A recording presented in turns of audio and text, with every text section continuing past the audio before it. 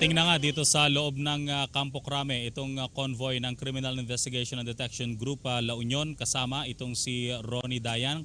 At isa dun sa mga pinaniniwalaan namin ay isa dyan sa convoy na yan, isang Hyundai Starex ang pinagsakyan dito kay Ronnie Dayan. Papasok yan ng Campo Crame. Kuha yan ng ating kasamang sina Kirby Cristobal.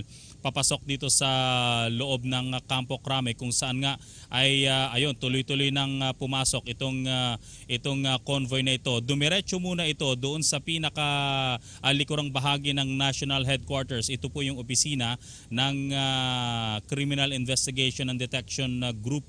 At sa likurang bahagi lamang ito ng NHQ at makailang minuto ay agad nang lumipat dito sa bahagi ng gilid ng National Headquarters upang doon ay isagawa ang ilang mga procedure bago ang tuloy ang paghaharap kay Ronnie Dayan sa media. Kung aking maalala, nung madaling araw din na nag-antay kami ng pagdating nitong si Kerwin Espinosa, halos umabot din ng less than 1 hour ang paghihintay namin bago tuluyang maiharap sa media itong si Kerwin Espinosa noon.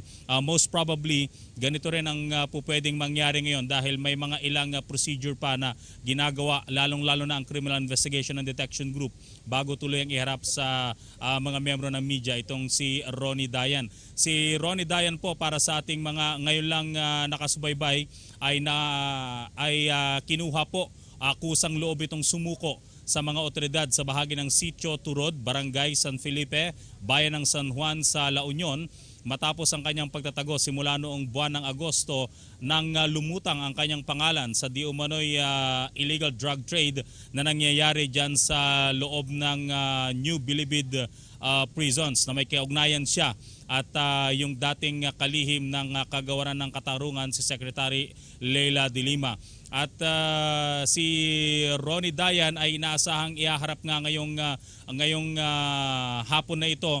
Bagamat pumapatak ang ulan ngayon dito sa loob ng Campo Crame, may mga nakita na rin akong miyembro ng House of Representatives Sergeant at Arms na inaantabayanan din yung pagdating nitong si Ronnie Dayan. I believe matapos yung ilang mga procedural process dito sa loob ng Campo Crame, ay dadalhin din itong si Ronnie Dayan sa bahagi ng House of Representatives diyan naman sa Batasang Pambansa para personal na i-report at doon sa arrest order na inilabas nga ng mababang kapulungan ng Kongreso kaugnay ng pagpapakontempt sa kanya ng mga mambabatas na nagsasagawa ng pagdinig sa illegal drug trade sa New Bilibid Prison.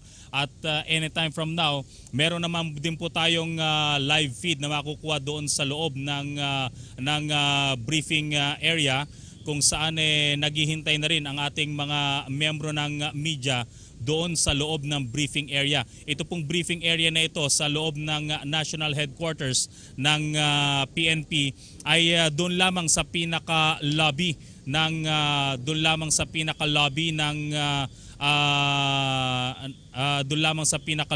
National Headquarters. At ayan po yung inyong nakikita. At standy lang po yan ni General Bato yung inyong nakikita, pero yan po yung magiging setup ng pagpepresenta dito kay Ronnie Dayan para sa mga kagawad ng media. Si Ronnie Dayan po at itong si Chief PNP Bato de la Rosa ay naasang lalabas mula dun sa kaliwang bahagi ng yung screen. Ito po yung walkway mula doon sa pinakalikurang bahagi ng National Headquarters papasok dyan sa pinaka-lobby ng NHQ. Naging napakahigpit po ng mga otoridad, lalong-lalo na ng Headquarters Support Service at ng PNP Public Information Office sa pagsasala doon sa mga miyembro ng media na papasok lamang doon sa briefing area. I believe 1 camera, 1 reporter lamang per channel at yung mga photographer at gayon na rin yung mga kasama natin sa mga journalist ay hindi po sila pinapayagang makapasok ng walang counter signature ng PNP upang makilala na siya namang igagalang ng HSS o yung Headquarters Support Service para sila tuluyang makapasok doon sa briefing area. Ayan po yung ating mga kaibigan sa mga media ay talagang matamang naghihintay para sa inaantabayan ng pagsasalita at nitong si Ronnie Dayan kung ano't ano man yung circumstances ng kanyang pagtatago ng lumutang nga yung kanyang pangalan matapos yung pagkakasangkot niya bilang driver bodyguard ni Secretary Leila de Lima. Anytime from now, ihahatid po namin yan sa inyo at agad naming ibubuton yan sa inyo. Ihahatid namin ng live ang press briefing na yan mula pa rin po dito sa Campo Crame. Update lamang para sa PTV News. Ako po si George Bandola.